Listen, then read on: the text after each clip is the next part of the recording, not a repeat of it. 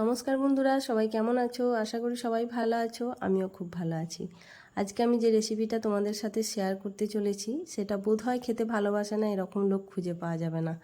হাতে তৈরি 9 রকম মশলার সমারোহে আজ তৈরি করব নিরামিষ আলুর চপ। দেখো এখানে আলুগুলো আমি সিদ্ধ করে নিয়েছি। প্রথমে ভাবলাম খোসাগুলো ছাড়িয়ে করব, তারপর ভাবলাম না, একদম দোকানের মতো তৈরি করব যখন, খোসাগুলো থাক।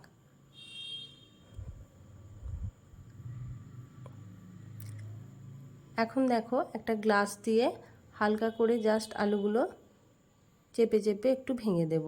একদম কিন্তু হাত দিয়ে চটকে চটকে মিহি করে মাখবো না।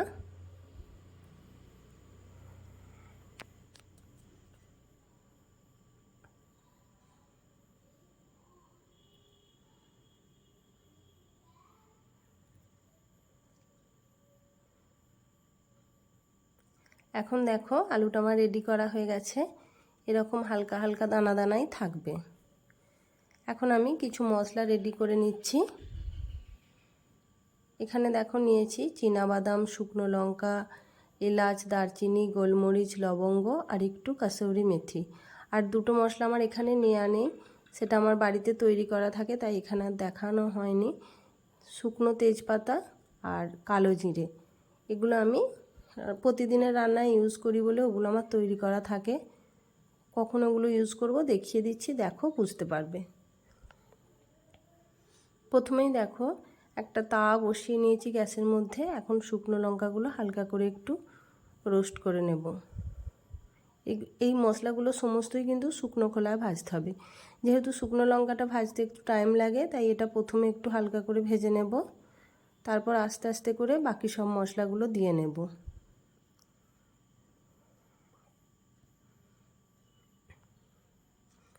এখন দিচ্ছি দারচিনি, এলাচ, লবঙ্গ, এগুলো।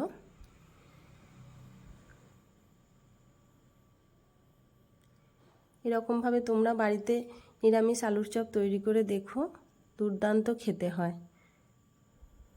এখন দেখো শুকনো মশলাগুলো হালকা করে একটু ভেজে নেব। ভিডিওটা দেখে যদি তোমাদের ভালো লাগে আলুর চপের রেসিপিটা, তাহলে আমি অনুরোধ করব প্লিজ আমার ভিডিওটা দেখে একটি লাইক দিয়ে দিও। আর যদি দেখো প্রথম দেখছো আমার ভিডিও, তাহলে বলবো প্লিজ আমার চ্যানেলটা সাবস্ক্রাইব করে দিও। এখন দেখো এই শুকনো মশলাগুলো ভাজা হয়ে গেলে এর মধ্যে দিয়ে দিচ্ছি গোটা ধনে আর গোটা জিরে। অবশ্যই করে এগুলো গোটা মশলায় নেওয়ার চেষ্টা করবে, কারণ আমরা তো সবাই জানি যে গোটা মশলার স্বাদ অবশ্যই একটু বেশি হয়। এখন সব মশলা খুব ভালো করে ভেজে নেব। আর একদম শেষে দেব কাসুরি মেথি। এটা কিন্তু একদম লাস্টে দেওয়ার চেষ্টা করবে, কারণ এটা তো পাতা, তাই প্রথম থেকে যদি দেওয়া হয় পুড়ে গেলে সেক্ষেত্রে কিন্তু এর সেন্টটা নষ্ট হয়ে যাবে। এখন সমস্ত কিছু একটা প্লেটের মধ্যে ঢেলে নেব।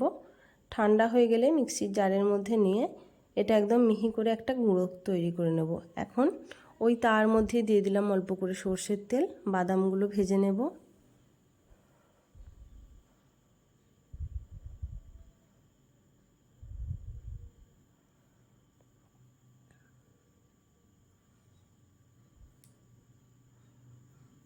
বাদামগুলো দেখছো অনেকটাই ভাজা হয়ে গেছে। বাদাম ভাজা হয়ে গেলে বাদাম তুলে নেব। এখন ওই অবশিষ্ট তেলের মধ্যে দেব অল্প একটু হলুদ গুঁড়ো আর একটু লঙ্কা গুঁড়ো। এখন এটা খুব ভালো করে একটু ভেজে নেব এই কয়েক সেকেন্ড। এখন ম্যাশ করা সমস্ত আলুটা দিয়ে দেব।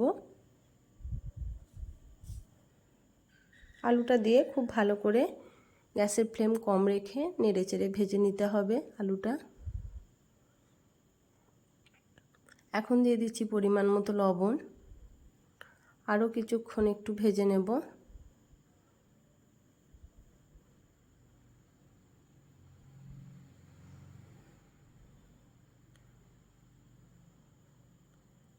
যখন দেখবে আলুর পুরটা পুরোটা তাওয়া থেকে ছেড়ে আসছে, তখন বুঝতে পারবে আলুর পুরটা পুরো ভাজা হয়ে গেছে।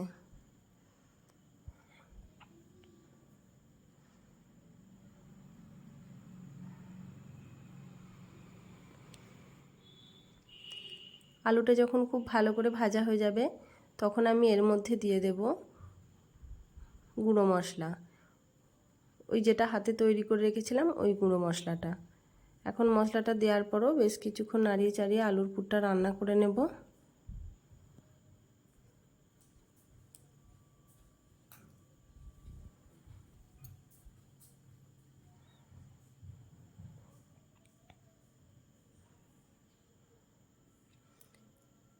খেয়াল রেখে একটু নাড়াচাড়া করতে হবে, দেখতে হবে যেন সমস্ত আলুর সাথে মশলাটা খুব ভালোভাবে মিশে যায়।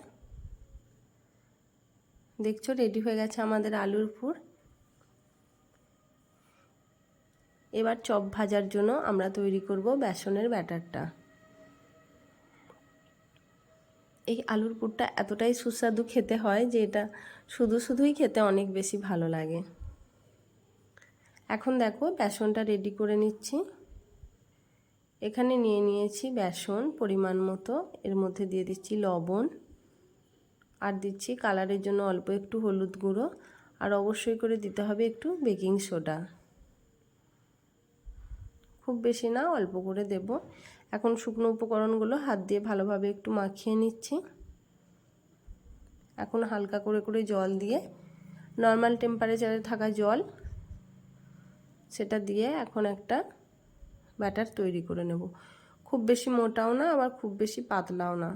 খুব বেশি পাতলা হয়ে গেলে কিন্তু চপ একদম ভাজা যাবে না, আর খুব বেশি মোটা হলেও অসুবিধা হবে। দেখতে থাকো আমি কিভাবে বানাচ্ছি।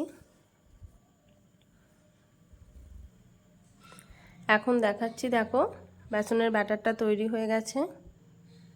এখন আলুর পুর থেকে একটু করে নিয়ে হাত দিয়ে এরকমভাবে গোল গোল করে তৈরি করে নিয়ে হাতের তালুর মধ্যে রেখে একটু প্রেস করে দেব। এরকমভাবে একটু চ্যাপটা চ্যাপটা করে তৈরি করে নিতে হবে প্রথমে। সমস্ত আলুর পুরগুলো আমি এইভাবে তৈরি করে নিচ্ছি।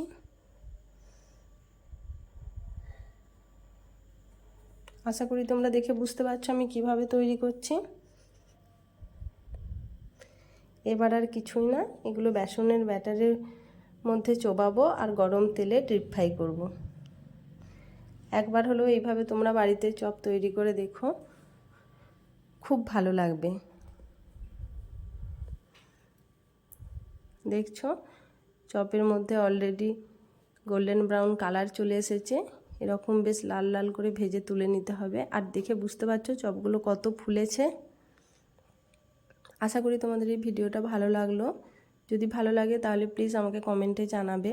আর যদি নতুন দেখে থাকো ভিডিওটা, তাহলে বলবো অবশ্যই আমার চ্যানেলটা সাবস্ক্রাইব করে দেবে। এখন সমস্ত চপ আমি ভেজে নিচ্ছি।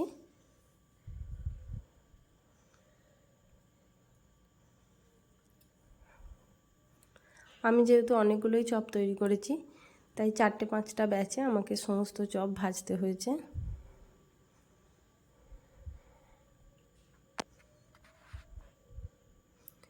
দেখো একটা চপ এখন আমি হাতে তুলে দেখাচ্ছি।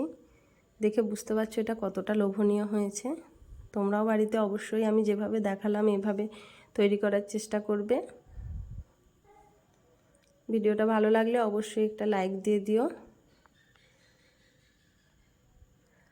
গরম গরম মুড়ি বা চা যে কোনো কিছুর সাথেই জমে যাবে এই আলুর নিরামিষ চপ। আজকের মতো এখানেই আসি, দেখা হচ্ছে পরের দিন আরও একটা নতুন রেসিপির সাথে। ততক্ষণ পর্যন্ত সবাই ভালো থাকবে, সুস্থ থাকবে।